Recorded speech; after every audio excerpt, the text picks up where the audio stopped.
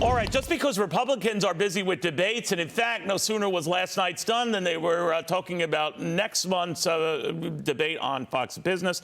Fact of the matter is, Democrats are not nearly so busy arranging such events. Robert F. Kennedy Jr. joins us right now. He is a presidential candidate challenging the President of the United States. Robert, it's always good to have you. It doesn't look, and especially when we were hearing from Cedric Richmond, the Biden-Harris campaign chief, that a debate is in the offing for you or the Democratic Party. What do you think? Well, we're going to keep asking for a debate. I don't know whether we're going to get one. I think it's, there's so many people. We're living in an era now, Neil, where there's so many people who have lost faith in democracy. They think the system is rigged, that the economic system is rigged, that the political system is rigged. And I think it's really important that we have elections in both political parties that look like real democracy, where there's retail politics, where the politicians have to actually go out and meet the American public, where they have to debate opponents, where we are distinguishing ourselves from the old Soviet Union, where the party would choose, the party pangerums and commissars would choose the candidates, and there was just kind of this kabuki theater of democracy rather than real retail politics. And, particularly I think it's important today because ever since the Citizens United case, politics in this country has been driven by money. So the Democratic Party already has $2 billion in its coffers. But to raise that money, it means that President Biden and high DNC officials have to spend hours every day on the phone with political donors. And they really don't have time to see what's happening on the ground in this country, where there's a level of desperation and despair like I've never seen before. And I think it's really important that very quickly our political leaders get in touch with that and understand the urgency. Last night I watched a debate, the Republican debate, and it was really surreal for me because it seemed so tone deaf. It seemed like they were throwing around kind of cliches from the Reagan era. And I'm looking at people who are sitting at their kitchen table wondering about how they're going to pay their medical bills, wondering about how they're going to, how they're going to get the kids out of the house because nobody can afford a house anymore, how they're going to pay for food, how they're going to pay for fuel. And none of those issues was discussed. Nobody was offering policies of, here's what I'm going to do to help the declining middle class in this country. But do you feel, Robert, that part of it is that you're kind of a problem in that environment, not you individually, but that you're kind of like a man without a political island here, that you have many in your own party, many in your own family who are aghast at you running for president and challenging an incumbent Democratic president. And you seem to be greeted favorably with many on the right. You've appeared on a Joe Rogan podcast. You have said you like a lot of what you've heard out of Vivek Ramaswamy.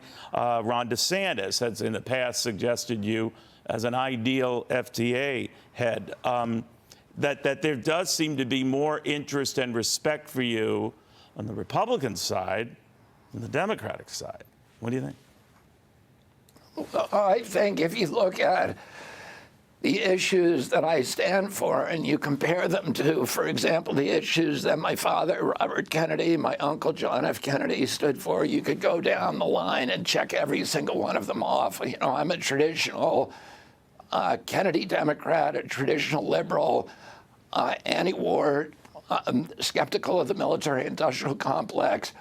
I want our economic policies to respond to the working poor, the working class in this country, rather than to the needs of Wall Street.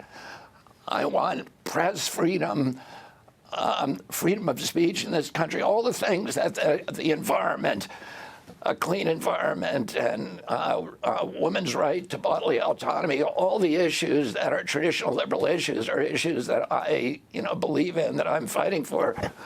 And incidentally, Neil, I'm getting huge response. I mean, last night I was in Richmond And with a rally that we scheduled 24 hours before, and we were sold out, almost 500 people almost instantly. I'm getting the same response everywhere I go. My polling numbers are now within shooting distance in the key early primary states of President Biden.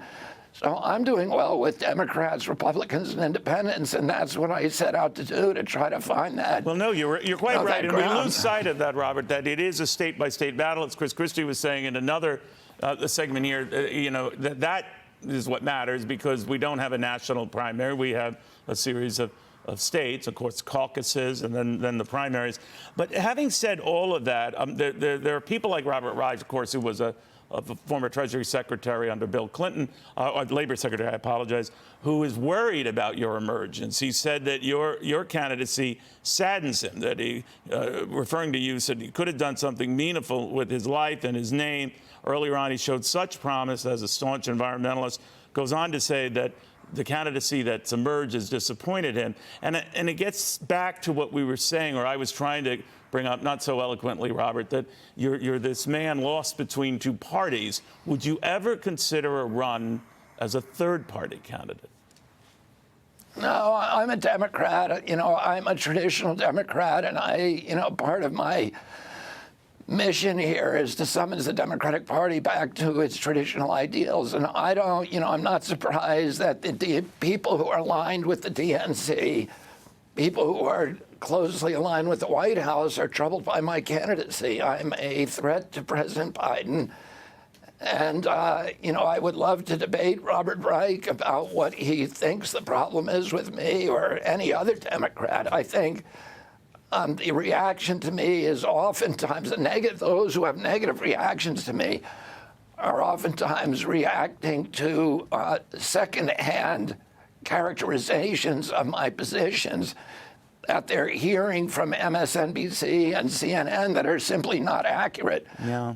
When people talk to me in person and hear my ideas and the reasons I'm running, I have a very, very high conversion rate. And I think most people are surprised to find out that, that my positions are pretty much common sense. And they are resonating with a lot of people, and a lot of people are imitating you. And you do pack these venues, to be fair, Robert. I do know that some are trying to even copy you when it comes to even little things, like maybe physical workouts. I noticed Vivek Ramaswamy has his own workout video, a shirtless tennis scene, and I'm thinking of you with the weightlifting thing, and I'm wondering what you started here. Well, I don't know. I haven't seen Vivek without his shirt on, but well, this is him working out with his wife. He's obviously big in working out. I know you are as well. We're kindred souls there, Robbie. I'm a workout machine myself, but enough about me. What do you make of this direction here? Because you've started something, and I don't know who's next or what's next, but this is important to a lot of folks. Maybe a response to, having older guys leading each ticket for the time being. Well, my uncle, John Kennedy, when he became president, he launched the President's Council on Physical Fitness because he believed it was important for Americans to be in shape. And today we have the highest chronic disease burden on earth. We have 64% of Americans now suffer from chronic disease, and that's one of the reasons we have the highest death rate from COVID in the world. We have only 4.2% of the global population, but we had 16% of the COVID deaths in this country. Why was that? Well, one reason is bad management. But the other reason is we have the highest chronic disease burden in the world. And the CDC itself has acknowledged that the average person who died from COVID in the United States had 3.8 chronic diseases. So they had obesity, they had diabetes, they had asthma, and others. Right. And so if we really care about public health in this country and about stopping the deaths from chronic disease, we need to start caring for ourselves. And I think it's good for our political leadership, whether it's Vivek or whoever. Yeah. To try to inspire the American public to get back in shape. Well, if you could just inspire us with something that wasn't so strenuous, like miniature golf, that came to my mind. But Robert, it's great seeing you again. Best of luck.